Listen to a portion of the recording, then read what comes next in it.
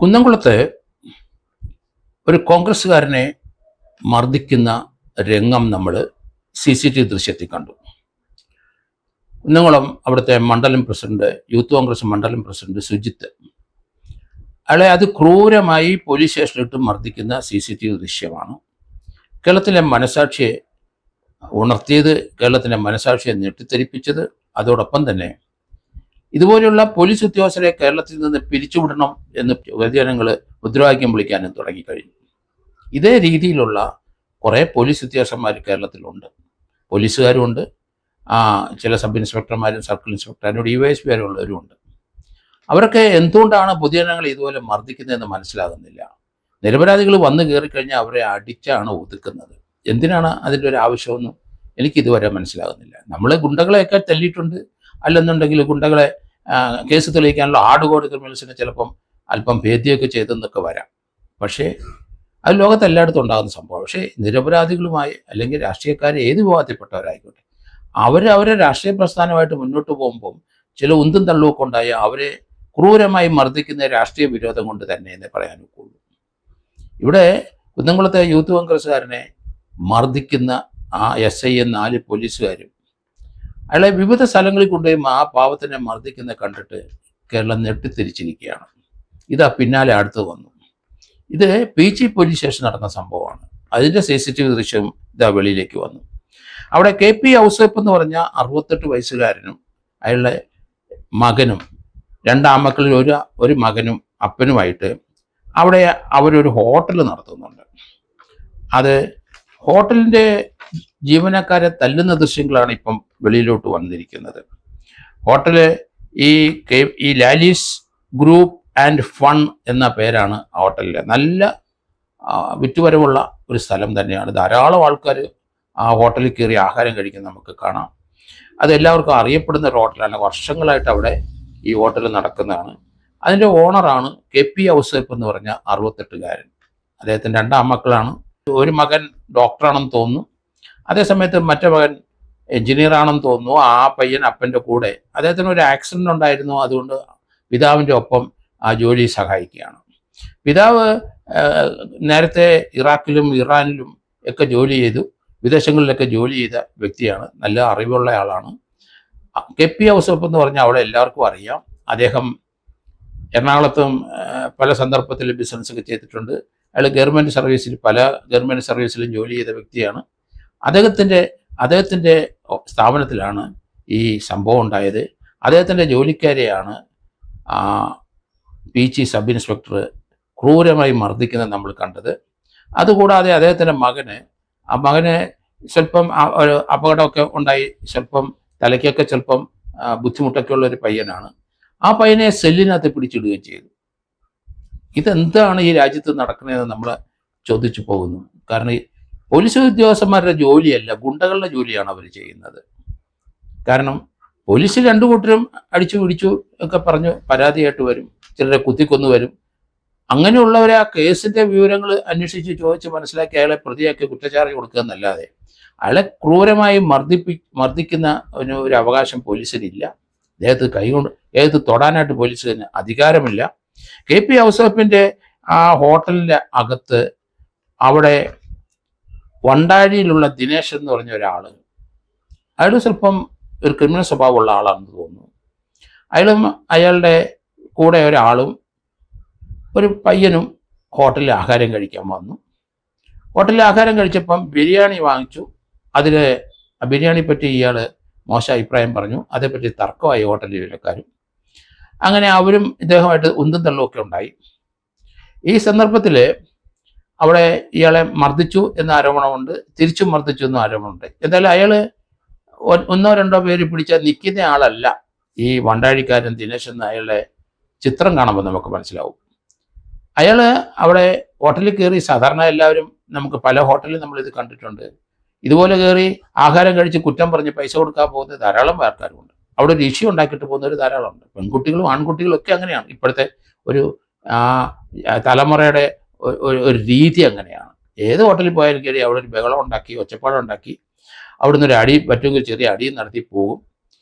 അതാണ് എല്ലാ ഹോട്ടലിലും നമ്മളിപ്പം കാണുന്നത്. ഇത് നല്ല വിറ്റുവരവുള്ള ഒരു ഹോട്ടലാണ് ഈ KP ഔസേപ്പിൻ്റെ. അവിടെ കുറ്റം പറഞ്ഞിട്ട് അയാൾ പോയി പോലീസ് സ്റ്റേഷനിൽ പരാതി പറഞ്ഞു. ആ ദിനേശൻ പോലീസ് സ്റ്റേഷനിൽ ചെന്ന് പരാതി പറഞ്ഞപ്പോൾ അവിടുത്തെ SI ഇവരെ വിളിപ്പിച്ചു. ആ ഹോട്ടലിലെ മാനേജരെയും അയാളുടെ അസിസ്റ്റന്റിനെയും രണ്ടുപേരെയും അവിടെ പോലീസ് സ്റ്റേഷനിൽ ഹാജരാകാൻ പറഞ്ഞു. അതിനുശേഷം നമ്മൾ അയാളുടെ ചില പ്രവൃത്തികൾ കണ്ടു. ആ SI അതിക്രൂരമായി ആ മാനേജറുടെ മുഖത്ത് അടിക്കുന്ന അടി, ഒരു 10 കിലോയുടെ അടി വെച്ച് 2 എണ്ണം കൊടുത്തു. ആ പാവം പിടിച്ച മനുഷ്യൻ നിസ്സഹായനായി അവിടെ നിൽക്കുന്ന കണ്ടു. അതിനുശേഷം അയാളുടെ അസിസ്റ്റന്റിനെ ഇതേ രീതിയിൽ SI അടിക്കുന്ന കണ്ടു. ആ SI അന്ന് പീച്ചിയിലെ SI PS രതീഷ് എന്ന് പറഞ്ഞ ആളായിരുന്നു. അതിക്രൂരമായി ഇവരെ രണ്ടുപേരെയും മർദ്ദിക്കുകയും പിന്നീട് ആ മുറിക്കകത്തോട്ട് കെട്ടിക്കൊണ്ടു പോകുന്നത് നമ്മൾ CCTV ദൃശ്യത്തിൽ കാണുകയുണ്ടായി. അവിടെ ഉന്തും തള്ളൊക്കെ നടക്കുന്ന പോലെയൊക്കെ എനിക്ക് തോന്നി. എന്തായാലും രണ്ടുപേരെയും മർദ്ദിച്ചു. അതിനുശേഷം ഇവരെ മർദ്ദിക്കുന്ന കണ്ട് അവിടെ ചെന്ന്, പോലീസ് സ്റ്റേഷന് തൊട്ടടുത്താണ് ഈ ഹോട്ടലിൽ എന്ന് വിചാരിച്ചോളൂ. അവിടെ അയാളുടെ മകനെ അവിടെ ചെന്നപ്പം മകനെയും പോലീസ് സെല്ലിനകത്ത് കയറ്റിയിട്ടു. അവരെ 3 പേരെയും പോലീസ് സെല്ലിനകത്തോട്ടാക്കി. പോലീസ് ഇവരെ ഭീഷണിപ്പെടുത്തി. അതിനുശേഷം ഒരു കേസ്, ഇവരെ മർദ്ദിച്ചതിന് ഒരു കേസെടുത്തെന്ന് തോന്നുന്നു. അതുപോലെ തന്നെ വണ്ടാഴിക്കാരൻ ദിനേശ് വാദിയായിട്ട് വേറൊരു കേസ് എടുത്തെന്ന് തോന്നുന്നു. 2 കേസുകൾ എടുത്തു. എന്തായാലും മകനെ പിടിച്ച് സെല്ലിട്ട് അതൊരു ഒത്തീർപ്പിലേക്ക് കൊണ്ടുപോകാനായിട്ട് പിതാവ് നോക്കി. സ്വാഭാവികമാണ് അത്. KP ഔസേപ്പും അവരുമായിട്ടൊരു ഒത്തീർപ്പുണ്ടായി എന്നുള്ള രീതിയിൽ ചില വാർത്തകൾ വരുന്നുണ്ട്. അതിൽ KP ഔസേപ്പ് അത് ഒത്തീർപ്പ് വ്യവസ്ഥയിൽ SIയുടെ ഡിമാൻഡായിരിക്കണം. ഈ വണ്ടാഴിക്കാരൻ ദിനേശ് മകനെ പറഞ്ഞിരിക്കണം 5 ലക്ഷം രൂപ, 10 ലക്ഷം രൂപ ചോദിച്ചു എന്നാണ് അറിയുന്നത്. 5 ലക്ഷം രൂപ ആണെങ്കിൽ ഒത്തീർപ്പാക്കാവുന്നു. മകനെ സെല്ലിലിട്ട ആ പിതാവിൻ്റെ വേദന നമുക്കറിയാം. 5 അല്ല 10 അല്ല, പണം ഉണ്ടെങ്കിൽ മുഴുവൻ പണം എടുത്ത് കൊടുക്കും. ഏതായാലും KP ഔസേപ്പ് മറ്റേ വണ്ടാഴിക്കാരൻ ദിനേശും കൂടെ ഔസേപ്പിൻ്റെ വീടിൻ്റെ മുൻവശത്തിരുന്ന് പണം എണ്ണി വാങ്ങുന്നത് ദൃശ്യത്തിൽ കൂടെ കാണാം. 50,000-ൻ്റെ 10 കെട്ട് അതായത് ഒരു പ്ലാസ്റ്റിക് കവറിനകത്ത് നിന്ന് എടുത്ത് ഇങ്ങോട്ട് ഇവർക്ക് കൊടുക്കുന്നതും വേറൊരു പ്ലാസ്റ്റിക് കവറിലേക്ക് അത് നിക്ഷേപിക്കുന്നതൊക്കെ നമ്മൾ കണ്ടു. തുടക്കത്തിൽ എനിക്ക് തോന്നുന്നത് 50,000-ൻ്റെ 10 കെട്ടുമായിട്ട് KP ഔസേപ്പ് വെളിയിൽ വന്ന് കസേരയിരിക്കുന്നു. കസേരയുടെ ഇപ്പുറത്ത് വണ്ടാഴിക്കാരൻ ദിനേശ് ഇരിക്കുന്നു. ഒരാൾ അവിടെ നിൽപ്പുണ്ട്, ദിനേശൻ്റെ ഡ്രൈവർ. അതിന് കാറിനാണ് അവിടെ വന്നത്, അയാളുടെ ഡ്രൈവറാണ് എന്ന് തോന്നുന്നു. അവിടെ വന്നിട്ട് പണം എണ്ണി ഒരു പ്ലാസ്റ്റിക് കവറിനകത്താക്കുന്നു. പ്ലാസ്റ്റിക് കവർ ഇല്ലാത്തതുകൊണ്ട് കൂടെ നിൽക്കുന്ന ആൾ അകത്ത് പോയി അദ്ദേഹത്തിൻ്റെ വീട്ടിനകത്ത് പോയി ഒരു പ്ലാസ്റ്റിക് കവർ എടുത്തുകൊണ്ട് വരുന്നത് കണ്ടു. 50,000-ൻ്റെ 10 കെട്ട് 5 ലക്ഷം രൂപ. അത് 3 ലക്ഷം രൂപ SIക്കും 2 ലക്ഷം രൂപ ദിനേശിനുമാണ് എന്ന് പറഞ്ഞിട്ടാണ് ഒത്തീർപ്പുണ്ടായെന്ന് പറയുന്നു. ഏതായാലും പണം വാങ്ങിച്ചുകൊണ്ട് പോയി. അതിനുശേഷം ഇതിനെ സംബന്ധിക്കുന്ന CCTV അന്ന് മുതൽ ജീവനക്കാരെ അടിച്ചതിന് അവരെ അന്നേരം ആശുപത്രിയിൽ കൊണ്ടുപോയി ചികിത്സിച്ചു KP ഔസേപ്പ്. അതിനുശേഷം നിയമയുദ്ധങ്ങൾ തുടങ്ങി. ഹൈക്കോടതിയിലും പോയിട്ടുണ്ട്, ലോക്കൽ പോലീസ് സ്റ്റേഷനിൽ പോയിട്ടുണ്ട്. എന്തായാലും ഈ ഒരു സമയത്ത് അവിടുത്തെ SPക്ക് പരാതി കൊടുത്തു. അദ്ദേഹം കാര്യമായിട്ടൊന്നും ചെയ്തില്ല, കാരണം ജീവനക്കാരെ അടിച്ചു. അത് സാധാരണ സംഭവമായിട്ടാണ് SP കണക്കാക്കുന്നത്. എന്തായാലും ആ SP മേൽ നടപടിയൊന്നും സ്വീകരിച്ചില്ല. ഡിപ്പാർട്ട്മെന്റ് നടപടി എന്തെങ്കിലും സ്വീകരിച്ചോ എന്നൊന്നും അറിയില്ല. ഏതായാലും ഈ സംഭവത്തിനിടയ്ക്ക് അയാൾക്ക് പ്രൊമോഷനായി അയാൾ കടവന്തറ പോലീസ് സ്റ്റേഷനിൽ SHO ആയിട്ട് ആ രതീഷ് പോവുകയും ചെയ്തു.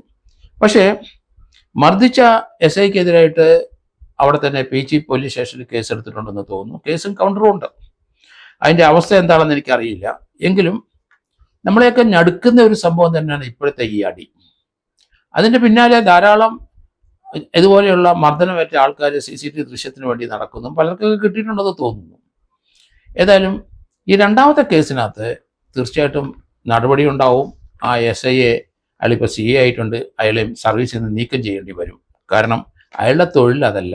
പൊതുജനങ്ങൾ പരാതിയായിട്ടും പ്രതിയായിട്ടൊക്കെ വരും. അവരെ എടുത്തിട്ട് ഇടിക്കുന്നത് അത് അയാളുടെ ജോലിയുടെ ഭാഗമല്ല. അത് നിയമവിരുദ്ധമാണ്, ഭരണഘടനയ്ക്കെതിരാണ്, ഇന്ത്യൻ ശിക്ഷാ നിയമത്തിനെതിരാണ്. അതുകൊണ്ട് അദ്ദേഹത്തിനെതിരായിട്ട് കേസെടുത്തേ പറ്റുള്ളൂ, അദ്ദേഹത്തിനെ പിരിച്ചുവിട്ടേ പറ്റുള്ളൂ എന്നാണ് ഞാൻ കരുതുന്നത്. കാരണം അടിക്കുന്ന അടിയുടെ ശക്തി നമ്മൾ നോക്കിക്കഴിഞ്ഞാൽ തീർച്ചയായിട്ടും ഒരിക്കലും പോലീസിൽ അയാൾക്ക് ജോലിക്ക് ഇരിക്കാൻ കഴിയില്ല എന്നാണ് ഞാൻ കരുതുന്നത്. ഓട്ടോ ജീവനക്കാരെ അടിയേക്കുന്ന ഈ 2 അടി അവർക്ക് 2 പേർക്കും SI തന്നെ നേരിട്ട് ആഞ്ഞു കൊടുക്കുന്നത് നമുക്ക് കാണാൻ പറ്റിയിട്ടുണ്ട്. ഏതായാലും അതൊരു ഒത്തുതീർപ്പിലേക്ക് ആക്കാൻ വേണ്ടിയിട്ട് പോലീസും ഇവരെല്ലാം ശ്രമിച്ചതിൻ്റെ പേരിൽ അതിനെല്ലാം കെ പി ഔസേപ്പ് അതിന് വഴങ്ങി. അതിന് കാരണം തൻ്റെ മകനെ സെല്ലിലിട്ടിരിക്കുകയാണ്. ഏതായാലും പണം കൊടുത്ത് പ്രശ്നം തീർക്കാൻ വേണ്ടി ശ്രമിച്ചിട്ടുണ്ടാവും. അത് ഏത് പിതാവും ചെയ്യുന്ന കാര്യങ്ങളാണ്. ഏതായാലും ഈ സംഭവത്തിനോടനുബന്ധിച്ച് അദ്ദേഹം ഹൈക്കോടതിയിലും നിയമപരമായ ഫൈറ്റുകളും തുടങ്ങി. അതിനുശേഷം CCTV ദൃശ്യം കഴിഞ്ഞ ഒരു വർഷത്തിന് മുമ്പ് അദ്ദേഹത്തിന് ലഭിച്ചു എന്നാണ് കരുതുന്നത്. ഏതായാലും നടപടികൾ SIക്കെതിരായിട്ട് എടുക്കാനായിട്ട് ഡിപ്പാർട്ട്മെന്റ് തയ്യാറാകുന്നില്ല. അയാളിപ്പം പ്രൊമോഷൻ കിട്ടി എറണാകുളത്തിരിക്കുകയാണ്. KP ഔസേപ്പ് 2023 ഈ സംഭവം നടന്ന ശേഷം നിരന്തരം ഈ കേസുമായിട്ട് മുന്നോട്ട് പോയിക്കൊണ്ടിരിക്കുകയാണ്. അന്ന് തൃശ്ശൂരിലെ പോലീസ് കമ്മീഷണറായിരുന്നു അഞ്ജിത് അശോകൻ എന്ന് പറഞ്ഞ ആളായിരുന്നു. അദ്ദേഹം IPS കാരനാണ്. അദ്ദേഹത്തിന് പരാതി കൊടുത്തു, ഒരു നടപടി ഉണ്ടായില്ല. അതുപോലെ തന്നെ മനുഷ്യാവകാശ കമ്മീഷന് കൊടുത്തു, അധികം നടപടിയൊന്നും ഉണ്ടായില്ല. DGPക്ക് കൊടുത്തിരുന്നു പരാതി, നടപടി അധികം ഉണ്ടായില്ല. ഇപ്പം 2 വർഷമായിട്ട് അത് ഇങ്ങനെ നീണ്ടു പോവുകയാണ്. എങ്ങും ഒരു കാര്യത്തിലും ഒരു സൊല്യൂഷൻ ഉണ്ടായില്ല. നീതി കിട്ടിയില്ല. അവർക്ക് തല്ലുകിട്ടിയവർക്ക് നീതി കിട്ടിയില്ല. 5 ലക്ഷം രൂപ കൈക്കൂലി വാങ്ങിച്ചിട്ടുണ്ടെങ്കിൽ അതിന് ബില്യൻസ് കേസെടുക്കേണ്ടതായിരുന്നു. കാരണം അതിപ്പം CCTV ദൃശ്യത്തിലൂടെ കണ്ടു. അതുകൊണ്ട് ആ ഒരു സംഭവത്തിന് തീർച്ചയായിട്ടും കൈക്കൂലി വാങ്ങിച്ചതിന് SIയുടെ പേരിലും അത് വാങ്ങിച്ച് എത്തിച്ചു കൊടുത്ത ആളുടെ പേരിലും വിജിലൻസ് കേസെടുക്കേണ്ടിയിരിക്കുന്നു. അതുകൊണ്ട് KP ഔസേപ്പ് വിജിലൻസിൽ പരാതി കൊടുക്കണം. ആ ഭാഗം സെപ്പറേറ്റ് ആയിട്ട് പരാതി കൊടുക്കുന്നതാണ് ഉചിതം. അതുപോലെ തന്നെ ഈ CCTV ദൃശ്യം വെച്ചിട്ട് ഒരു SIയുടെ പേരിൽ അതേ പോലീസ് സ്റ്റേഷനിൽ തന്നെ കേസെടുക്കുന്നതിന് നിയമ തടസ്സങ്ങളൊന്നുമില്ല. അവിടെ ഒരു പരാതി കൊടുത്താൽ തീർച്ചയായിട്ടും അവിടെ കേസെടുക്കേണ്ടി വരും. കാരണം മർദ്ദിക്കുന്നത് നമുക്ക് നേരിട്ട് കാണാം. റോങ്ഫുൾ കൺഫൈൻമെൻ്റ് ആണ്. കാരണം 323, 342 അവിടെ കൊടുക്കേണ്ടി വരും. അത് തന്നെയല്ല, ഇവരെ സംബന്ധിക്കുന്നിടത്തോളം ആ കേസുകൾ ഇത് പോലീസ് ചാർജ് ഷീറ്റ് കൊടുത്തിട്ടുണ്ടോ എന്ന് എനിക്കറിയില്ല. അത് ഇപ്പോഴും പെൻഡിങ് ആയിട്ടാണ് മനസ്സിലാകുന്നത്.